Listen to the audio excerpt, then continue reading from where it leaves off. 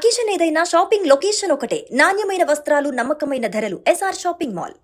Welcome to Suman TV. ఇటీవల 2 రోజుల పాటు విశాఖపట్నంలో జరిగిన పారిశ్రామిక సదస్సు, ఎందుకంటే సిఐ సదస్సు జరిగింది, చాలా బ్యూటిఫుల్ గా జరిగింది. ఫస్ట్ రోజు 3.5 లక్షల కోట్ల పెట్టుబడులు వచ్చినాయి.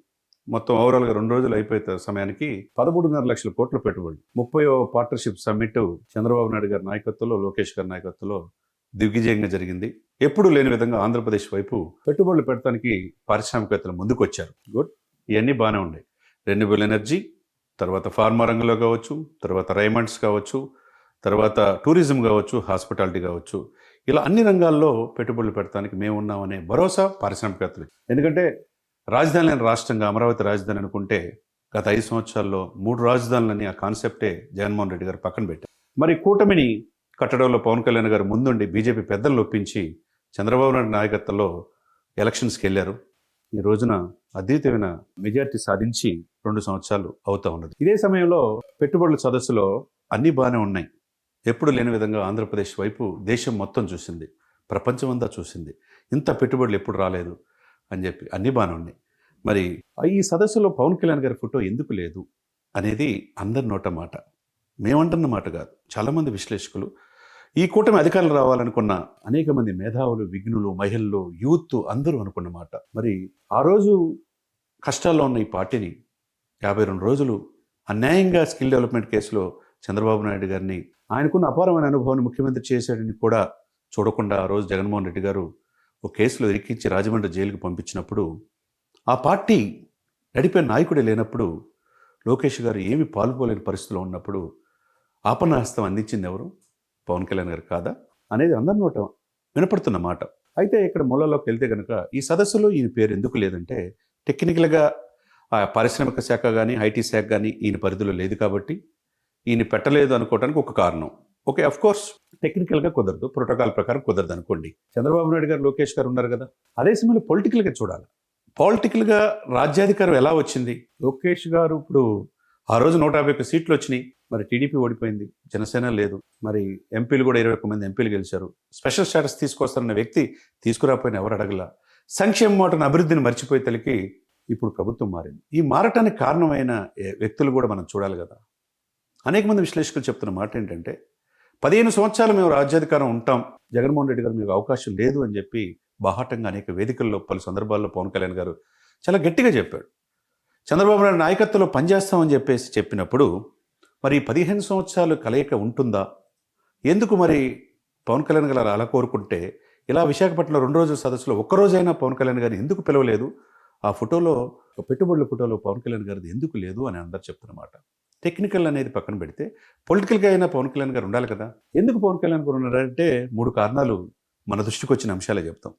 ఈ కూటమి కట్టడంలో, అధికారం రావటంలో, జగన్మోహన్ రెడ్డి గారిని ఎదుర్కోవటంలో, జగన్ నిన్ను గద్దె దించకపోతే నా పేరు పవన్ కళ్యాణ్ కాదు, నా పార్టీ జనసేన కాదని చెప్పి ఒక ధైర్యాన్ని కేడర్కిచ్చి ఈ కూటమిని గెలిపించింది పవన్ కళ్యాణ్ గారు కాదా? టీడీపీని చేర్చుకోవడానికి బీజేపీ ఒప్పుకోపోయినా బీజేపీ పెద్దల్ని, మోదీ గారిని, అమిత్ షా గారిని ఒప్పించి టీడీపీని కూటమిలో తీసుకొచ్చింది, ఎన్డీఏలో తీసుకొచ్చింది పవన్ కళ్యాణ్ గారు కాదా? ఇవన్నీ ఒక ఎత్తు అయితే, రాజమండ్రి జైల్లో ఉన్నప్పుడు ఎవరు నాయకులు రాలా. ఆ రోజు అన్కండిషనల్గా సపోర్ట్ చేసి చంద్రబాబు నాయుడు గారిని నాయకత్వంలో ఈరోజు ముఖ్యమంత్రి చేసింది పవన్ కళ్యాణ్ గారు కాదా అని అందరూ చెప్తున్నమాట. 2014లో విభజిత ఆంధ్రప్రదేశ్లో అనుభవం ఉన్న వ్యక్తి ఈ రాష్ట్రానికి కావాలని ఆ రోజు అన్కండిషనల్గా పదవి కోసం కాకుండా ముఖ్యమంత్రి చేసింది పవన్ కళ్యాణ్ గారే. 2019లో విడిగా పోటీ చేసేదానికి జగన్మోహన్ రెడ్డి గారికి అవకాశం వచ్చింది. 2024లో 21 సీట్లకే పరిమితమయ్యి దాదాపు టీడీపీ మిగతా సీట్లో పోటీ చేసి బీజేపీ కొన్నిచ్చి 164 సీట్లతో అత్యధిక మెజార్టీతో వచ్చింది. కారణం ఎవరు? పవన్ కళ్యాణ్ గారు కాదా అని అందరూ చెప్తున్న మాట. మరి దీనికి బీజేపీ పెద్దలను ఒప్పించారు. చంద్రబాబు నాయుడు గారిని అధికారంలో, ఆయన ముఖ్యమంత్రి నాయకత్వంలో డిప్యూటీ సీఎంగా పనిచేయడానికి కూడా ఒక మెట్టు దిగింది పవన్ కళ్యాణ్ గారే. 21 సీట్లకు పరిమితమైంది పవన్ కళ్యాణ్ గారు. 2 ఎంపీ సీట్లకు పరిమితమైంది పవన్ కళ్యాణ్ గారే. సాక్షాత్తు చంద్రబాబు నాయుడు గారు ఒక లెటర్ రిలీజ్ చేసి ఆయన్ని ఎమ్మెల్సీని చేసి మంత్రి చేస్తానని చెప్పారు. చేయలా ఇంతవరకు నాగబాబు గారిని. ఆయన మెదలకుండా ఉన్నారు. అనేక చోట్ల జనసేన తక్కువగా చూస్తున్నారనేది నానుడి ఆ నోట ఈ నోట వినపడుతూనే ఉన్నది. మరి అయినా కానీ ఈ కూటమి తగ్గే ఉన్నాడు పవన్ కళ్యాణ్ గారు. మరి ఎంత తగ్గుతున్నా, ఒకవైపు సనాతన ధర్మం కోసం దేశవ్యాప్తంగా పొలిటికల్ స్టార్గా అవతరించారు, ఇంకొక వైపు తిరుమల లడ్డు అపవిత్రమైందని చెప్పి కాలినడకన 11 రోజులు పాశ్చాత్య దీక్ష చేసింది ఆయనే. ఎర్రచందనం మరి దశాబ్దాల తరబడి అన్ని పార్టీలు ఎర్రచందన చూసి చూడనట్టుగా ఉంటే 10,000 కోట్ల రూపాయలు ప్రజా సొమ్ము ఏ విధంగా అప్పనంగా అయింది తాట తీస్తానని చెప్పేసి దర్యాప్తు చేస్తుంది అటవీ శాఖ మంత్రి కాదా? కుంకి ఏనుగులు తీసుకొచ్చింది ఆయన కాదా? ఈ ఎన్నోకైతే పెద్దిరెడ్డి లాంటి వాళ్ళు దురాక్రమణ చేసి ఎకరాలు ప్రభుత్వ భూమిని అటవీ భూమిని స్వాధీనం చేసుకున్నారని ఏరియల్ వ్యూలో స్వయంగా చెప్పడానికి గట్స్ ఉండాలి కదా. మరి ఇంత సేవ చేస్తున్నప్పుడు, ఈ రాష్ట్రం కోసం పరితపిస్తున్నప్పుడు, ఈ ప్రజల కోసం పరితపిస్తున్నప్పుడు, ఏ అధికారం కోసం కాదు అని చెప్పి చెప్తున్నప్పుడు, మరి ఈ 2 రోజుల పెట్టుబడి సదస్సులో ఎందుకు లేడు డిప్యూటీ సీఎం పవన్ కళ్యాణ్ గారు? అందరూ చెప్తున్న మాట మరి ఉండాలి కదా. మరి కష్టాల్లో ఉన్నప్పుడు ఆపన్న హస్తం అందించినప్పుడు పవన్ కళ్యాణ్ గారు ఫోటో ఉంటే తప్పే ఉంది అనేది అందరూ చెప్తున్నమాట. ఏదేమైనా కానీ ఈ కూటమి కలిసి ఉండాలని ఆంధ్రప్రదేశ్ ప్రజలు కోరుకుంటున్నారు. ఎందుకంటే అస్తవ్యస్తమైన వ్యవస్థను గాడిలో పెట్టాలంటే మరి పోలవరం పూర్తి కావాలా, అమరావతి రాజధాని పూర్తి కావాలా, ఎక్కడ కూడా చంద్రబాబు నాయుడు గారికి పవన్ కళ్యాణ్ గారికి విభేదాలు లేవు, అట్లా లోకేష్ గారికి చంద్రబాబు నాయుడు గారికి విభేదాలు లేవు. కాకపోతే ప్రోటోకాల్ అనే అంశాన్ని పెట్టుకొని, ఎందుకంటే గతంలో 5 డిప్యూటీ సీఎంలు ఉన్నారు, కానీ ఆ డిప్యూటీ సీఎంలు అసలు ఏ పదవి, అసలు డిప్యూటీ సీఎం ఉందా లేదా, అసలు ఆ పదవులకి న్యాయం చేశారో ఎవరికి తెలియని అంశం. First time in the history of Indian political system deputy CM అంటే ఎలా ఉంటాడు, అధికారంలో ఇలా ముఖ్యమంత్రితో పాటు సమానంగా ఉండొచ్చు, ఈ విధంగా శాసించవచ్చు, ప్రజల్ని పరిపాలించవచ్చు అని తెలియజేసిన ఏకైక వ్యక్తి పవర్ స్టార్ పవన్ కళ్యాణ్ గారు. మరి అటువంటి పవన్ కళ్యాణ్ గారిది ఈయన పవన్ కాదు తుఫాన్ అని చెప్పేసి సాక్షాత్తు ప్రధానమంత్రి మోదీ గారే పార్లమెంట్లో చెప్పినప్పుడు మరి ఆ వ్యక్తి ఫోటో ఉంటే తప్పే ఉంది.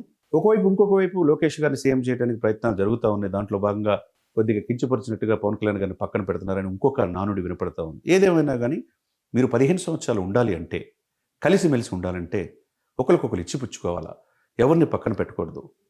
ఆయన తగ్గి ఉన్నాడు కదా అని చెప్పేసి అంటే రేపు అలానే ఉంటాడని అనుకోకూడదు.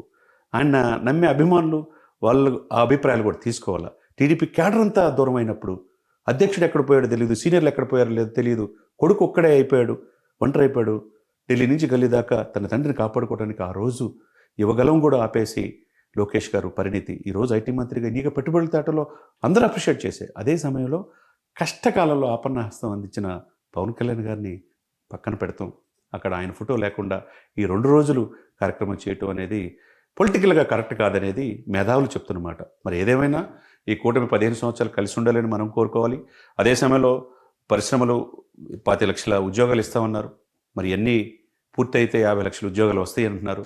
లక్షల కోట్ల పెట్టుబడి ఓకే, ఎక్కువగా మిగతా రాష్ట్ర సరిహద్దులు పోకుండా, మన బిడ్డలకి ఉత్తరాంధ్ర నుంచి వలసలు పోకుండా, తర్వాత రాయలసీమ నుంచి వెనకపాటు గురి కాకుండా ఉండాలి అంటే ఎంప్లాయ్మెంట్ కావాలి, పరిశ్రమలు రావాలంటే ఈ కూటమి పవన్ కళ్యాణ్ గారు చెప్పినట్టు 15 సంవత్సరాలు కలిసి ఉండాలి. ఒకరికొకరు ఇచ్చిపుచ్చుకోవాలి, మేమెక్కువ మేమే అనే ధోరణిలో పోకుండా 4.5 దశాబ్దాల అనుభవం ఉన్న చంద్రబాబు నాయుడు గారితో పాటు పోరాట పటిమన్న పవన్ కళ్యాణ్ గారు మోదీ గారి యొక్క ఆశీస్సులతో ఈ కూటమి ముందుకెళ్లాలని అందరూ కోరుకుంటున్నమాట.